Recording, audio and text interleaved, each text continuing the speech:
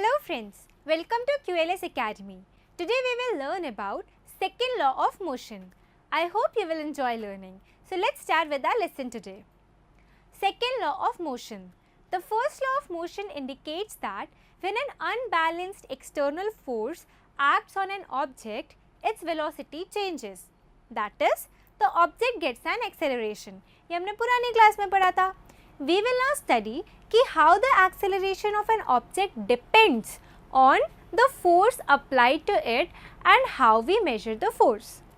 Let's see some examples from our daily life. During the game of table tennis, if the ball hits a player, it does not hurt him. On the other hand, if the small bullet hits a person, it may kill him. A truck on the rest कोई harm नहीं करता है ना. On the other side, the moving truck even with the speed of 5 meter per second किसी को भी मार सकता है. These observations suggest that the impact produced by objects depends on their mass and velocity. ये बहुत ही ज़्यादा important टर्म से mass and velocity के ऊपर depend करता है. We know that a greater force is required to give a greater velocity. Greater force होगा तो greater velocity होगी. In other words, there appears to exist some quantity of importance that combines the object's mass and its velocity. One such property is called momentum, जो Newton ने introduce किया था.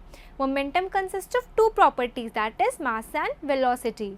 The momentum P, momentum को हम ऐसे denote करते हैं P जैसे, of an object is defined as the product of its mass m and velocity v. ठीक है, that is P is equal to m into v, mass into velocity.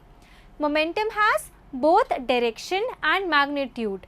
ठीक है, ये याद रखना आप लोग कि मोमेंटम के पास डायरेक्शन और मैग्नीट्यूड दोनों होता है.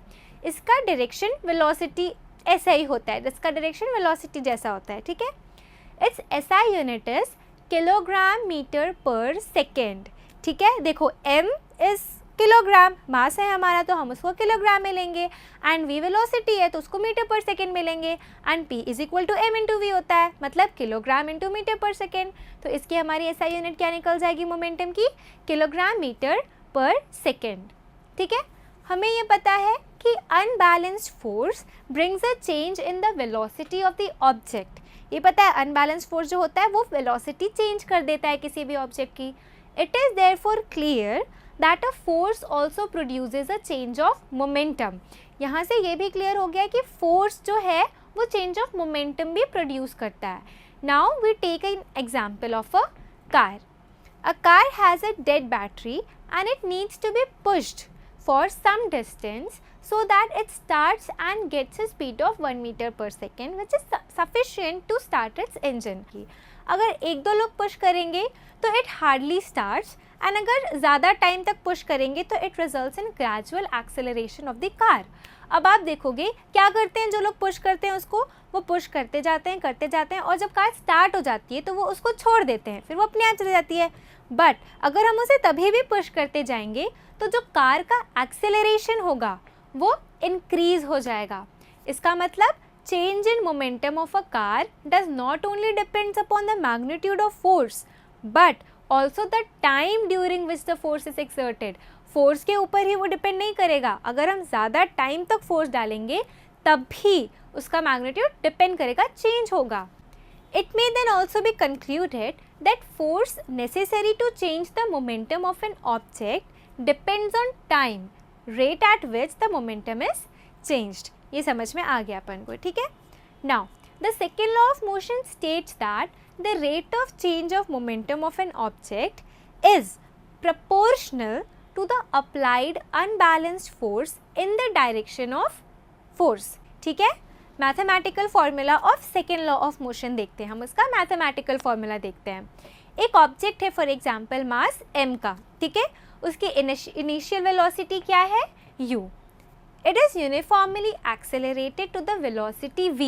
u से start हुआ और uniformly accelerate हुआ velocity v तक in time t by the application of a constant force f throughout the time t. उस time t के बीच में हमने एक constant force f लगाया तो वो u से v तक आ गया, u initial velocity से final velocity तक आ गया.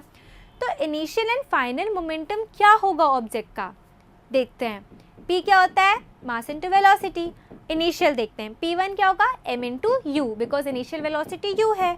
p2 क्या होगा, m into v. The change in momentum is directly proportional to p2 minus p1, that is mv minus mu, final वाला माइनस इनिशियल वाला। m को अगर हम कॉमन लेंगे तो वो क्या आएगा, m इंटू पूरा होल का v minus u। So the rate of change of momentum is directly proportional to m into v minus u whole upon t, time taken जो हमने टाइम लिया था, और the applied force F is directly proportional to m into v minus u upon t। ठीक है, अगर हम directly proportional वाला साइन हटाएंगे तो हमें क्या मिलेगा, F is equal to km into v minus u whole upon t, that is equal to kma। a क्या हो गया, v minus u upon t, here this is the acceleration which is the rate of change of velocity। the quantity k is the constant of proportionality, हमने constant वो हटा के ना direct proportional वाला को हटा के हमने k डाल दिया, ठीक है। the SI unit is kilometer and meter per second square। 1 unit of force is equal to k into 1 kg, मास को हमने 1 kg लिया, into 1 metre per second square, velocity को हमने 1 मीटर पर सेकेंड स्क्वायर लिया, ठीक है। Thus the value of k becomes 1, ठीक है। यहाँ से क्या गया हमारा, F is equal to m into a, ठीक है।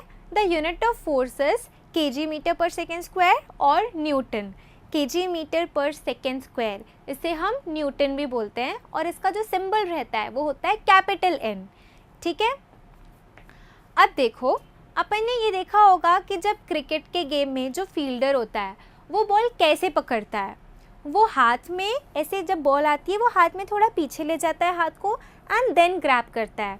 इससे क्या होता है, वो ऐसे क्यों करता है, वो तो ऐसे भी कर सकता था।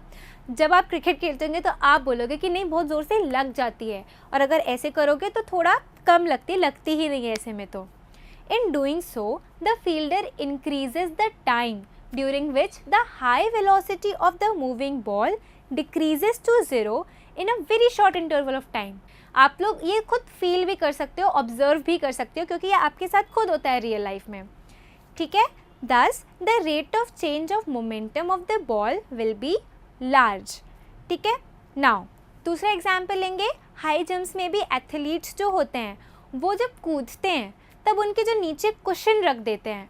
कुशन क्यों रखते हैं, क्योंकि जब वो ऐसे कूदते हैं ना, this increases the time of the athletes fall to stop after making the jump. वो थोड़ा जो एक कुशन रहता है ना, वो उस हाई वेलोसिटी को टाइम दे देता है ताकि वो थोड़ी कम हो जाए, इससे उनको लगती कम है। This decreases the rate of change of momentum and hence the force, इससे rate of change of momentum decrease हो जाता है, ओके। अच्छा, you know what, the first law of motion can be mathematically stated from the mathematical expression of the second law of motion।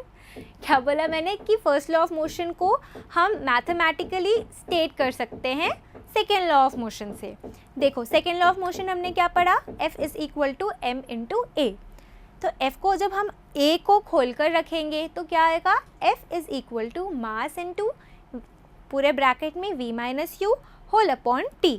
उसको अगर t को हम इस साइड ले जाएंगे तो f इंटू टी बन जाएगा, और हमारे राइट हैंड साइड में क्या बचेगा, mv minus mu, that is f into T is equal to m into v minus m into u, that is when force is equal to 0।